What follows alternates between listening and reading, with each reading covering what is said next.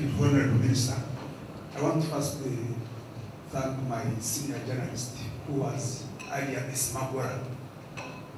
And why he was smuggling is because of the border. And if there was no border, then my friend would not smuggle up to now. So, Honorable Minister, you come from Kabale. You have seen these peasants from Katuna crossing. When they are not putting on a tie, when they are not putting anything, a peasant crosses from Katuna and goes and digs either in Jumba or Heswe. But because Sekito or Honorable Minister are putting on tie, they will have to produce what? Either identity card or a passport, and you have to spend there 6 hours. Honorable Minister, you have moved. I don't know whether in your ministry you move. Of course, all MPs for East Africa, they fly. I don't know if the ministers or technical officers use these vehicles to pass Busia, you go to Namanga, and probably go to Arusha, so that you see practically what happens. Because every MP flies Arusha, flies Chigari, Bujumbura, and back to. I have been trotting that area with my colleague in Mambusia. We have something called Vision East African Forum. Honorable Minister, you know, I don't know whether you are even a Catholic. Integration is like a Catholic marriage. Border deregulation, you remove everything. Now, why don't we arrange and get some news? Break that busia. Then those who want to bring it back are the enemies of integration. Because let me tell you, we have signed all the protocols. Customs union, common marketing, monetary union, and now we have talked about political federation. Yes, we have talked about challenges. What these people are saying, some people have already integrated, but we need this acceleration and integration. Right. Lastly, Kasita, actually, these businesses in Accra, they are just, Matthew was talking about sleepers, they are just victims. Some of them, you have to carry your luggage, you know the roadblocks. If you meet a policeman, probably if you have left Busia, and you are even probably Nairobi and you are in Kajiado, if you find 4 roadblocks, you have nothing to do. You have to stop. And if you have goods that are perishable, then you suffer. So, Honorable Minister, I think we need a lot of domestication and acceleration of integration. All right. Yes, madam. The lady. Who is my name? Okay, thank you very much, Chair, for the opportunity, and thanks for the presentations. I would have loved Councillor to give us the opportunities from this integration, because as I listened into this executive, I had more of the challenges. I would have loved if you had given us some of the opportunities that this integration has provided. But also back to the Honourable Minister, I feel that your ministry is very much detached from the citizens. I'll give you a very big example. If you asked a primary child, the Secretary General of the UN, they will tell you the name. But if you ask them, the Secretary General of the East African Community, they will not tell you. That is how detached the integration. But also, when you go down to Chikowezi, where there's a lot of business that is taking place, when you talk to them about integration, they do not feel your presence. As a ministry or as the community in terms of integration. But then, lastly, I want to look at issues that have to do with, say, the monetary currency. The protocols have been signed. One of the risks that's likely to face this is going to be the implementation, which Honourable Miriam said about the political will. When you look at, for example, what is in there, the monitoring policy implementation, you must meet certain targets. But for example, when you look at the politics, we've had issues where you had the governor saying our reserves were raided and spent. But that has issues, and if you're going to be in this, then it also will cause some challenges. And lastly, if you look at the fiscal policy, just the debt ratios.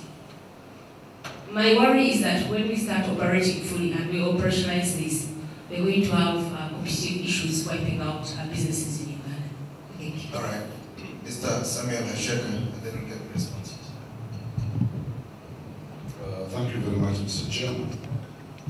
I will start by thanking the Honorable Honorable Shem again for that very good presentation. And so it was very, very unfair for Honorable Tembe to have for having treated the visitor in such a way. And in future we might have problems when we have bashing of visitors, so it was very, very unfair. And this good Dr. Arthur has clarified on the fact of what we had wanted him to present. Because he has already given us a very good update, which I'm sure some of us didn't know, how far they have gone as far as the East African regional integration is concerned. However, I want to say that the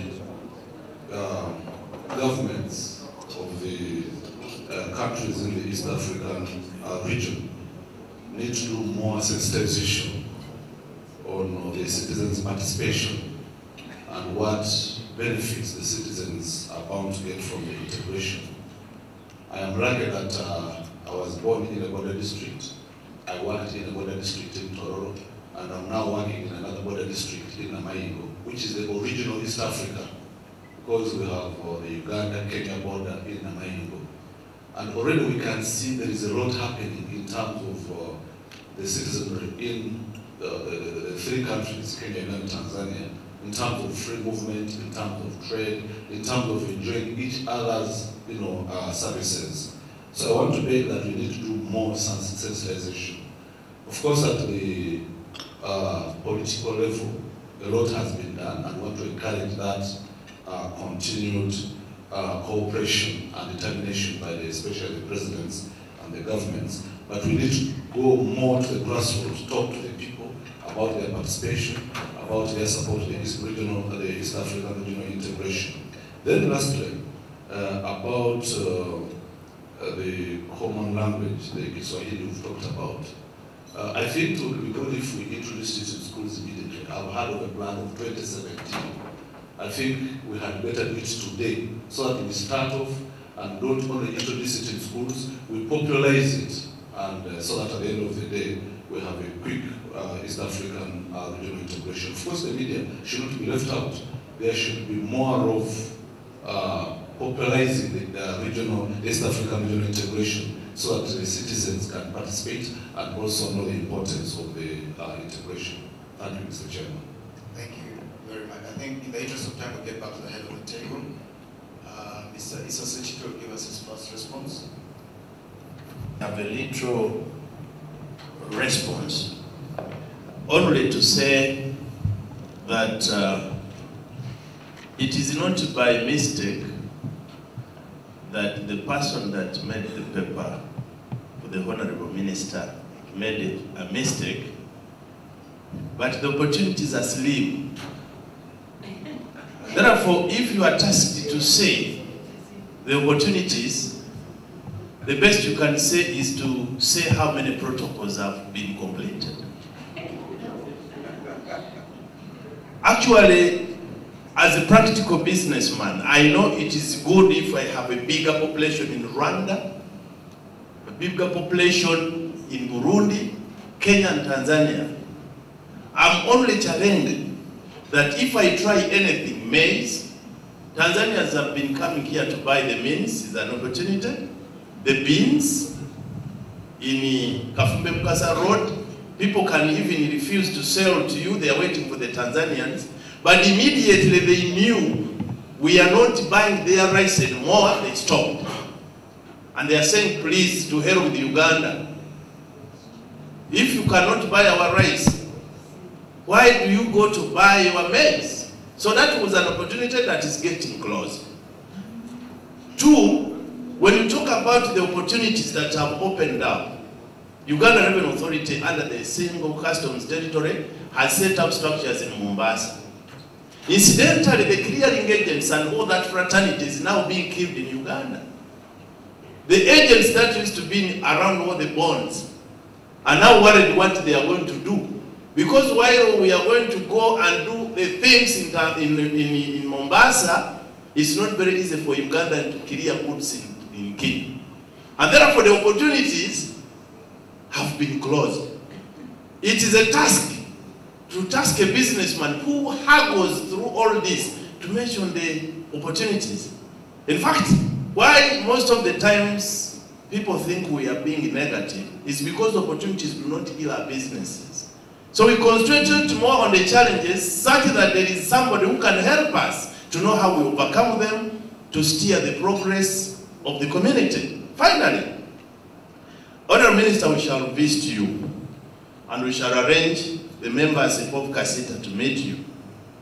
But I also delegate you, Honourable Minister, in 2007, there is something that has been penning up to today, and it is a very bad spirit between Uganda, business community and the government of Kenya.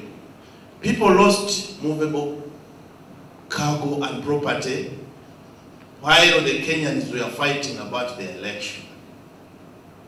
A diplomatic note was sent to Uganda via the Ministry of Foreign Affairs that Kenya was willing to compensate all people that lost movable property. The Minister of Finance, the Minister of Foreign Affairs, the Minister of Trade, Kasita, the National Chamber of Commerce and Industry, the Solicitor General made an advertisement.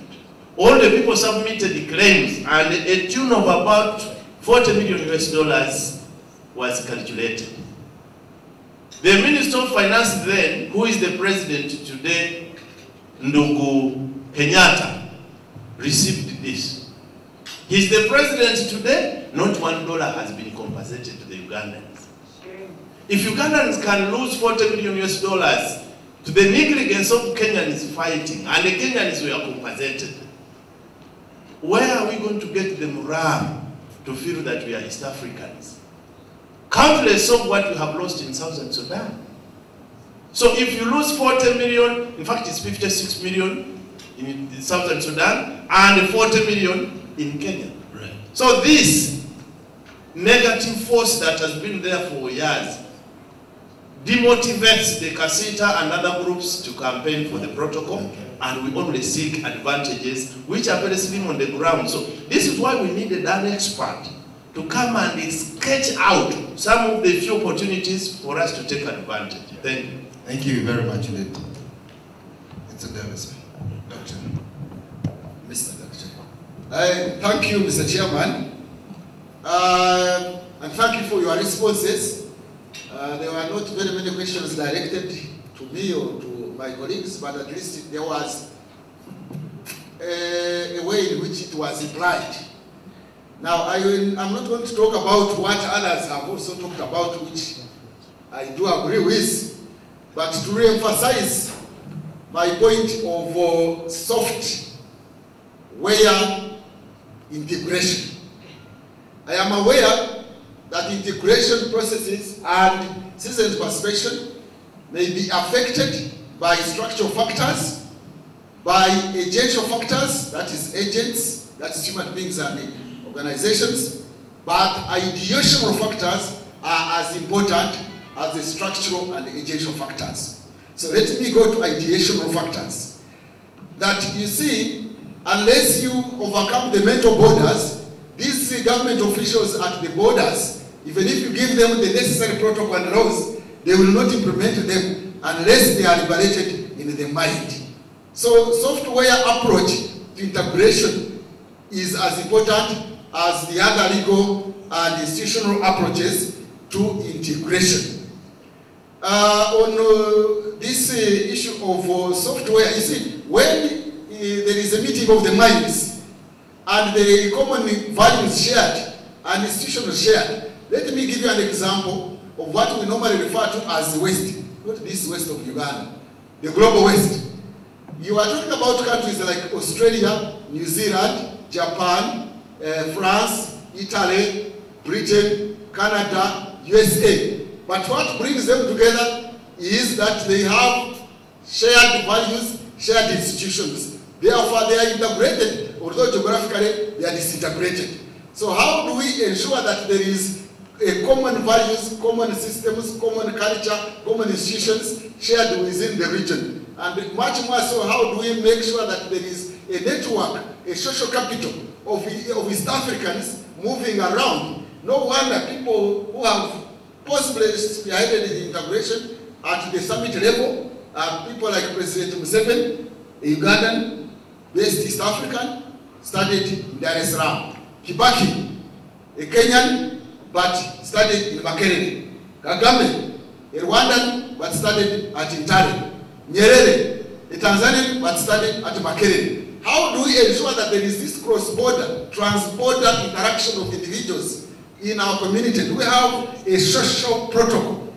Because we have concentrated on these trade imperatives, Dr. notwithstanding, I know the trade imperative is important, but even other imperatives are equally important, like the security imperative, right, like the global imperative, and many other imperatives. So, as I complete, Mr. Chairman, transnational thinking, transnational systems, that is value systems, are as important as these protocols you are talking about. I thank you.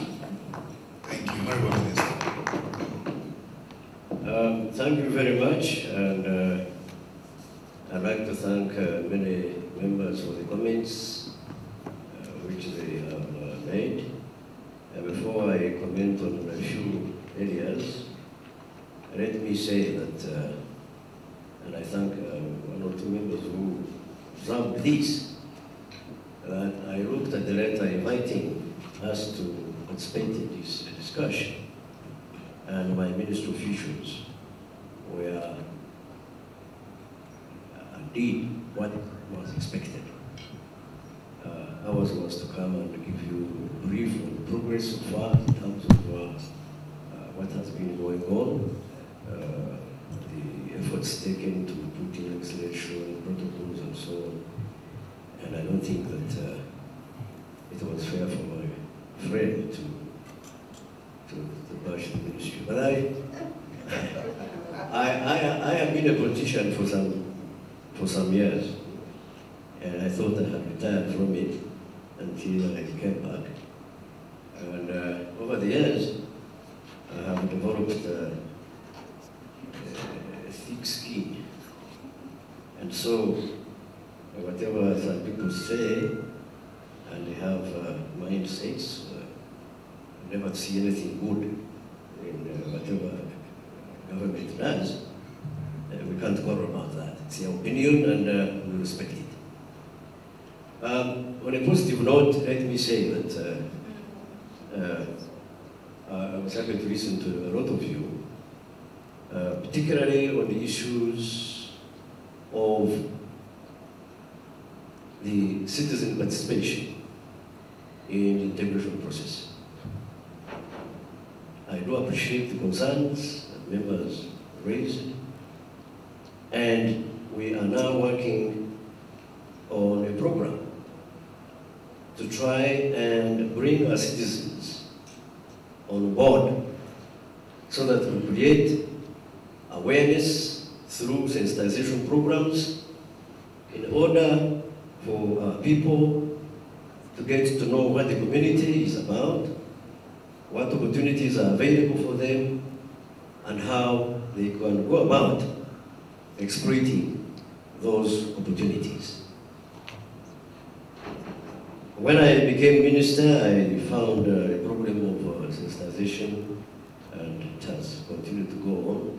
But I'm happy to say that this is now being focused on, and soon we will be able to move, not only as my ministry, but also the other ministries, departments, and agencies that are responsible for implementation of certain programs in the community, so that people can get to know what is in for them. I want to add a bit on the Swahili language, and I agree that we should start it now. And as I speak, we are in the process of forming a national Swahili council, which will work together with the Swahili Commission that's going to be based in Zanzibar, so that they can work out a curriculum for teaching Swahili right from our primary schools. So this is being done now. Now, the government or the governments agree on protocols.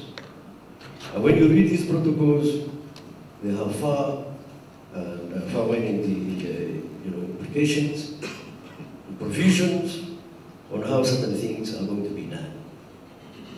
We, for example, in the process of harmonizing our laws, in order to ease the operations of the common market protocol in particular, because when you are operating in Uganda, you're operating at different laws from those of Kenya, Rwanda, or Tanzania. Now we want to harmonize these laws so that it becomes easy for someone who is from Uganda to go to Kenya and start a company there, and vice versa. The Kasita gentleman talked about some loss which was incurred during the 2007 elections in Kenya. I know that in a recent meeting, the issue which I saw